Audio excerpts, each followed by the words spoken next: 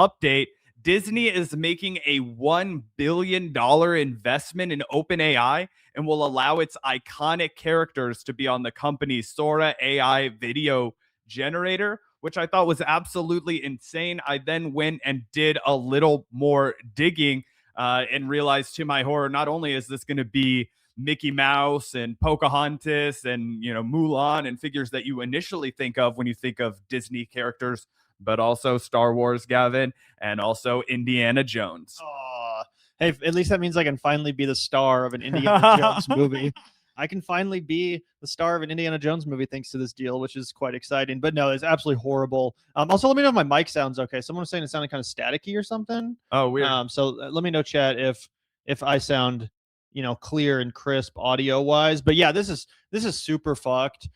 Because we were kind of just talking about how it would potentially be companies like Disney that could counter this and go after the AI companies. So, it's interesting that they're basically like just trying to profit from it instead of viewing it as either competition or like a kind of, what's the word, diluting their brand. Because you think part of the appeal of owning a property like Star Wars or Marvel is you have the exclusive rights to that franchise and to that series. So when you make a Star Wars movie, that's what people have to wait for. If they want to see a Star Wars movie, you control it. That's kind of the whole point.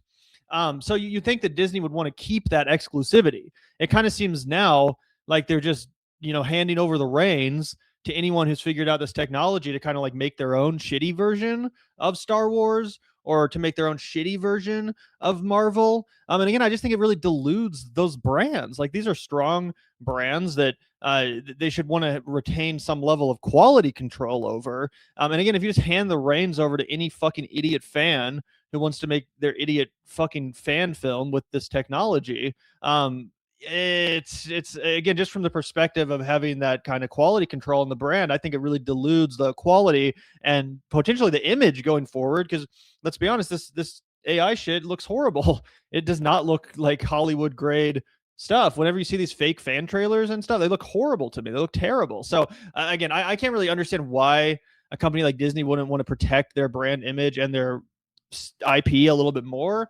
But I guess what their calculation is, Zach, is like, it's happening already, whether we like it or not. There's nothing we can do to stop this. People are already going to AI generate Star Wars crap. They're already going to AI generate Mickey Mouse bullshit or Marvel stuff. It's already happening. You can go online right now and find a bunch of disgusting looking fake trailers that have millions and millions of views all the time. Even yesterday we were talking about Shrek 5 on Palm Dorks. I was looking into that film. When's it coming out? The first thing that comes up is a bunch of fake Shrek 5 trailers, AI generated Shrek 5 trailers that have tons of views, millions of views. If you're at all sufficient with this technology, if you know what you're doing, you can crank out literally hundreds of videos a day and just pump them onto YouTube, monetize them, make quite a lot of money off of it, because there's a lot of people that are in the market for clicking on that shit, especially boomers, the Facebook crowd that seemingly just believes any AI is real. So I guess Disney's perspective is like, well, it's already happening. People are doing this whether we like it or not, and there doesn't seem to be any effective way to punish anyone copyright wise or punish these companies like Sora copyright wise. I'm not sure why Disney and these other companies haven't tried harder to go after them in a copyright sense, but I guess they've just realized they can't. So they're like, well, if we can't stop it, then we have to just monetize it and profit off of it and sign a deal with Sora. And I guess that's the direction we're headed in, which is crazy. Yeah, it's kind of an if you can't beat them, join them situation. And what it kind of reminds me of is back in the day when you had the LimeWires and the Sean Parkers of the world that were basically illegally downloading music and uploading it for people to torrent it, right? And it became this huge deal where nobody was buying physical media anymore, and the record labels were like, holy shit, we're not going to put the genie back in the bottle as it is. We're not going to be able to get people to go back to buying CDs. We're not going to be able to get people to buy tape players. We're not going to be able to get them to buy hit clips, all the kind of crap that was still lingering on the market during that time period. People were going to transition to consuming their music off of the internet. So instead of trying to litigate it and trying to fight it, they decided to come up with something like Apple Music, iTunes, and Spotify, which is what created the landscape that we have now, where artists are massively exploited and underpaid. And the only people who are really making money off of these online streams are the record labels and the Spotify CEOs. It is crazy to me. Another theory I have as to why they're going this way that I'd be curious to get your thoughts on, Gavin, is the fact that this kind of opens the door for them to, as a business, be like, oh, see, we're even using our own IP to feed this AI machine. Don't sue us or litigate us when we steal your IP down the line. When we see that there's a up and coming comedian on YouTube and we steal all of his jokes and feed that into our IP, don't come back and sue us, right? We talked about how Sarah Silverman was leading an effort of a bunch of comedians who were stand-ups that had their specials over time from years and years and years fed into this AI algorithm to teach it how to do comedy. And they were, they didn't receive any payment for that at all. I'm wondering if this is going to be used as kind of a legal argument to be like, see, all of our most valuable IP is up for grabs too. Now we can steal your IP, even if you're not a mega corporation with millions of dollars. And this one really good joke is all you have and you two are off of it. Yeah, 100%. I mean, that's already happening. I don't really feel like they feel any pressure to do anything about it. They're just doing it shamelessly. I mean, that's what AI is. It's just leeching everyone's creative work off of the internet and making something quote unquote new out of it. It's all just straight up plagiarism.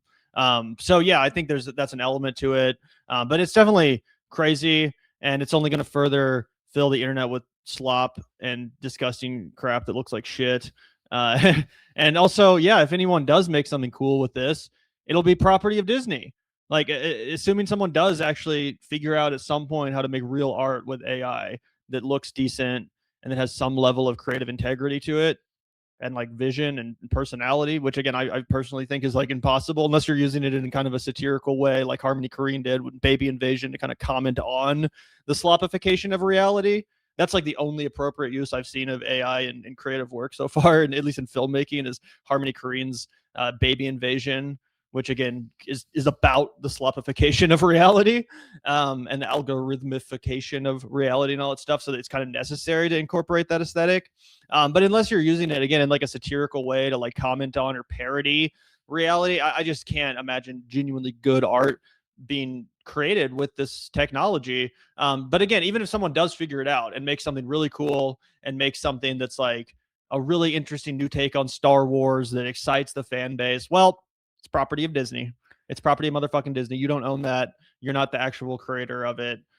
So that's just giving them free ideas and giving them more free fucking content to rip off or to be inspired by. So it's pretty fucked all around. And again, I was holding out hope that maybe it would be these mega corporations like Disney. I was holding out hope that it would be them that could actually effectively fight Sora, could effectively fight these AI companies. But of course, Hollywood itself is very invested in this technology, at least at the studio level, the executive level, because they want to use it to save a bunch of money. They already are. Companies like Netflix are already bragging in their investor calls about how much money they save when they use AI, for certain special effects shots and stuff like that. Netflix in particular, which we talked about the other day, it's only going to be made worse by the acquisition of Warner Brothers. Yep.